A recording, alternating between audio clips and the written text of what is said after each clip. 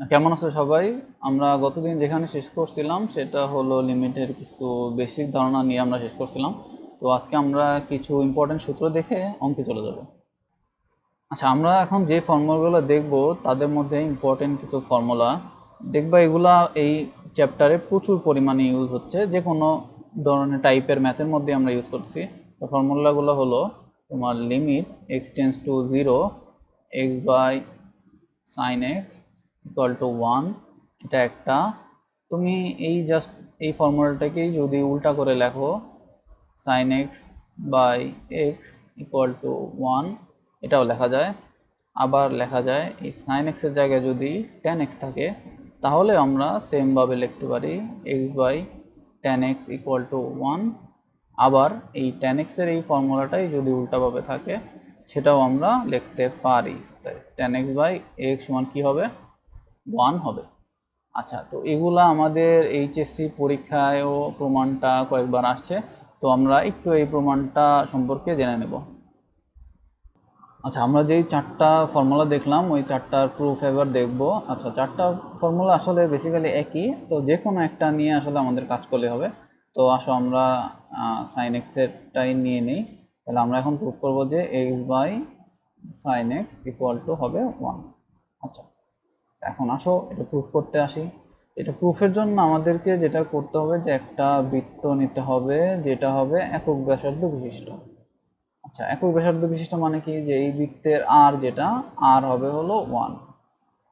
আচ্ছা, বৃত্তের ব্যাসার্ধটার নাম দিয়ে দেই, ধরো নাম হলো ও পি, ও দিয়ে দিলাম, পি দিয়ে দিলাম।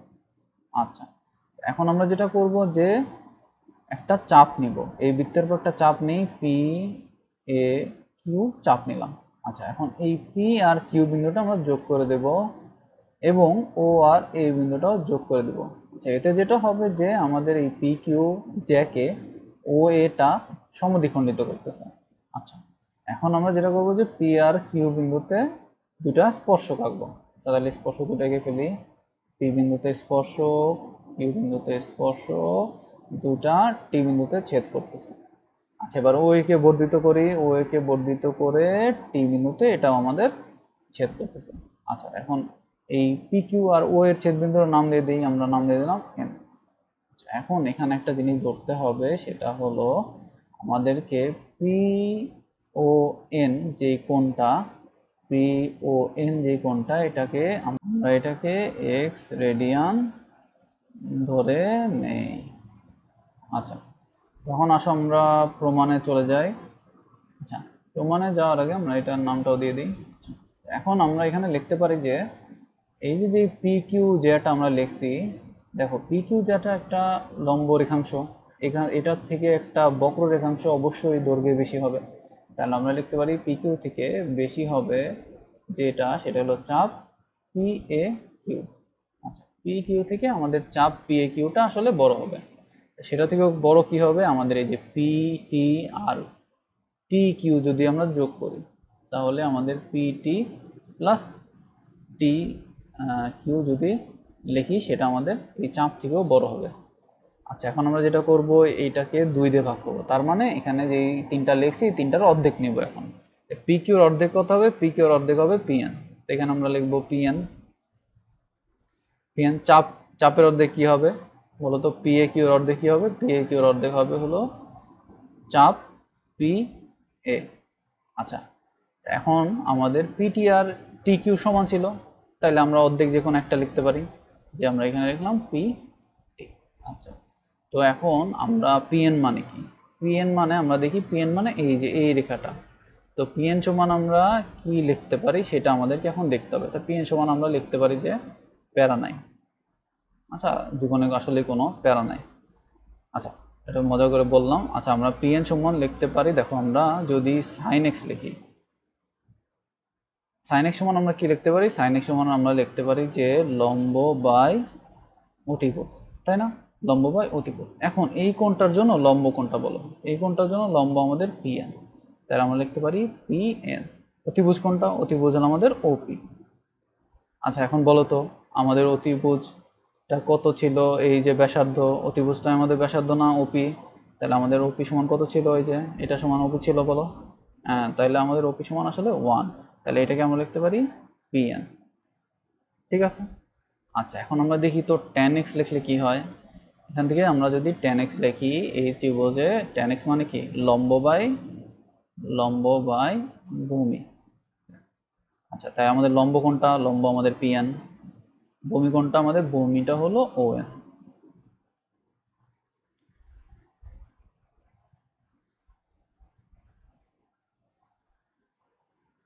আচ্ছা, এখন আমরা এই কোণের জন্য x কোণের জন্য tan x টা লিখি। আচ্ছা, tan x টা যখন লিখবো তখন আসলে কিন্তু আমাদের এই PON ছোটটা চিন্তা করলে হবে না, আমাদেরকে কিন্তু তখন এই যে পুরা বড় যে ত্রিভুজটা আছে এই পুরা বড় ত্রিভুজটা চিন্তা করতে হবে। আচ্ছা, তো PN সমান tan x সমান আমরা কি জানি যে লম্ব বাই ভূমি। আচ্ছা, তা আমাদের এখানে লম্ব কোনটা x এর জন্য, x এর জন্য আমাদের লম্ব হবে কি হবে, লম্ব হবে আমাদের পিটি। ঠিক আছে।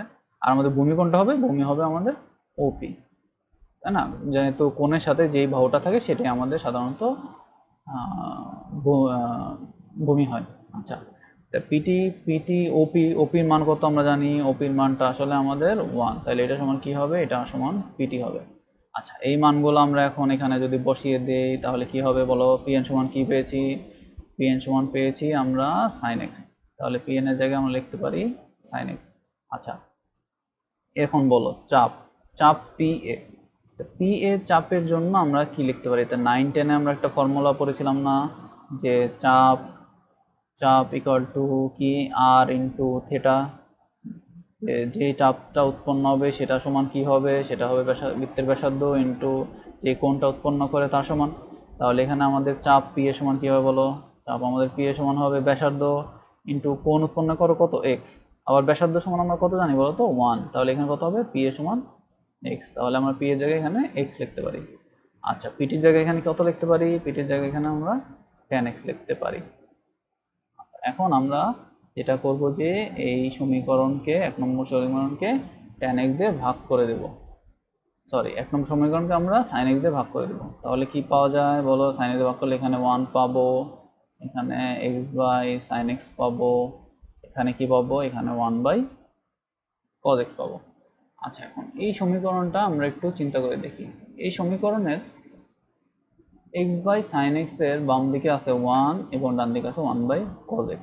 এখন আমরা একটা শর্ত যদি আরোপ করি যে x এর যে মানটা সেটা 0-র খুব কাছাকাছি, তাহলে কেমন হবে দেখো তো, এখানে আমাদের x টা কি ছিল, ছবি থেকে যদি আমরা দেখি x টা আমাদের ছিল কোণ, এখানে আমরা নামটাও দিয়ে দিই ও পি, এটা। এখন x টা যেই কোণটা এটা ছোট হলে কেমন হবে, আস্তে আস্তে এরকম হবে, তারপরে আরো রেখার সাথে কাছে আসতে থাকবে, ভূমির সাথে কাছে আসতে থাকবে, আরো কাছে আসলো, আর কাছে আসলো, এমন করতে করতে কিন্তু সে আর ভূমি একসাথে মিলেই যাবে। তাহলে তখন আমরা কিন্তু বলে দিতে পারি যে ওপি সমান ওএন হয়ে যাবে, যখন কখন, যখন এক্স টেন্ডস টু 0। সেটা যদি হয় তাহলে আমরা কি বলতে পারি দেখো তো, যদি আমরা cos x টাই লিখি যে cos x ইকুয়াল টু ভূমি বাই অতিভুজ, তাই না, তো এখানে cos x এর ভূমি কোনটা, x এর জন্য আমাদের ভূমি হলো ওএন, অতিভুজ কোনটা ওপি, তাই না, কিন্তু আমরা এখান থেকে কি দেখলাম, x টেন্ডস টু 0 হলে ওপি আর ওএন সমান, তাহলে এটা কি হবে 1 হবে। তাহলে এখান থেকে আমরা দেখতে পাচ্ছি যে 1 থেকে x বাই সাইন x বড়, এবং এখানেও আমরা 1 বাই 1 পাচ্ছি না, তাহলে বেসিক্যালি এটা কি জিনিস, এটা আসলে 1। তাহলে দেখো x বাই সাইন x এর মানটা আসলে 1 থেকে বড় এবং 1 থেকে ছোট, তার মানে x বাই সাইন x এর মানটা আসলে 1 এর সমান, এটা আমরা বলতে পারি। তাহলে আমরা যখন এখানে লিমিট x টেন্ডস টু 0 বসাবো তখন আমরা x বাই সাইন x টারে কত পাবো, তখন আমরা x বাই সাইন x কে 1 পাবো। আচ্ছা, আমরা আসলে এখান থেকে এই যে এই লাইন থেকে আমরা বাকি সব ফর্মুলাই আনতে পারবো, যে 1 নম্বর সমীকরণ থেকে। তো আসো বাকি 3টা ফর্মুলা আমরা লিখে ফেলি 1 নম্বর সমীকরণ, তো আগে আমরা একটু বোর্ডটা মুছে ক্লিয়ার করে নিই। আচ্ছা, এই সমীকরণটারে আমরা যদি উল্টে দিতাম তাহলে যেটা হতো যে এখানে sin x বাই x এসে পড়তো, এখানে cos x এসে পড়তো। তো তখনও x যখন x টেন্স টু 0 হয় তখন cos x এর মানটা তখনও 1 থাকতো। তার মানে আমাদের তখন sin x বাই x এর মানটাও আসলে 1 আসতো। কোন সময়? যখন লিমিট x টেন্স টু 0 হতো। তাহলে আমাদের 2 নম্বর প্রুফটাও হয়ে গেল। আচ্ছা, 3 নম্বর প্রুফে আমাদের কি ছিল? 3 নম্বর প্রুফে আমাদের tan ছিল। tan এর জন্য আচ্ছা 3 নম্বর প্রুফটা আমাদের কি ছিল আমরা যদি লিখি, আমাদের 3 নম্বর প্রুফটা ছিল limit x tends to 0 x by tan x equal to 1। আচ্ছা, এটার জন্য আমরা যেটা করব যে 1 নম্বর সমীকরণকে tan x দিয়ে ভাগ করব। যে 1 নম্বর সমীকরণকে আমরা tan x দিয়ে ভাগ করি, তাহলে আমরা কি পাবো? দেখো তো, তাহলে আমরা যেটা পাবো, আচ্ছা আমরা তার আগে এটা একটু মুছে নেই। আচ্ছা, তো এখন আমরা কি করব? 1 নম্বর সমীকরণকে tan x দিয়ে ভাগ করব। তো 1 নম্বর সমীকরণকে tan x দিয়ে ভাগ করে ফেলি। sin x ভাগ tan x, এখানে কি থাকে? এখানে থাকবে x বাই tan x, এখানে থাকবে 1। আচ্ছা, sin x by tan x কে কি লেখা যায়? sin x এখানে থাকবে হলো কি থাকবে বলো তো? cos x by sin x, sin x এর ভেঙে দিলাম x বাই tan x, এখানে থাকবে 1। আচ্ছা, এখানে sin x sin x চলে গেলে কি থাকে? cos x x by tan x, আর এটা হলো 1। আচ্ছা বলো তো, x যখন 0 এর কাছাকাছি তখন আমরা cos x সমান কত পেয়েছিলাম? তখন আমরা cos x সমান কত পেয়েছিলাম? তখন আমরা cos x সমান 1 পেয়েছিলাম। তাহলে এখান থেকে কি লেখা যায়? এখান থেকে আসলে লেখা যায় যে 1 থেকে x বাই tan x বড়, তার থেকে 1 বড় না। তার মানে x বাই tan x আসলে 1 এর সমান। তাহলে x বাই tan x আসলে 1 থেকে 1 এর সমান। আচ্ছা, এটাকে আমরা উল্টিয়ে tan x বাই x এও আকারে প্রমাণ করতে পারি।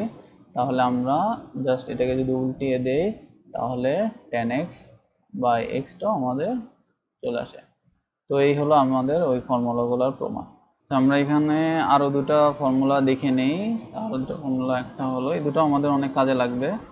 আমাদের বিভিন্ন লিমিটের অঙ্কের মধ্যে এই ফর্মুলাগুলো আমরা দেখব যে ইউজ করতে হচ্ছে। তাই এটা হলো e to the power x minus 1 by x, এরকম হলে এটা থাকে 1। এবং আরেকটা ফর্মুলা আমরা দেখব যে লিমিট যখন x টেন্স টু 0 তখন ln 1 plus x by x equal to হবে 1। আচ্ছা, প্রথমটা আমরা একটু দেখে নেই।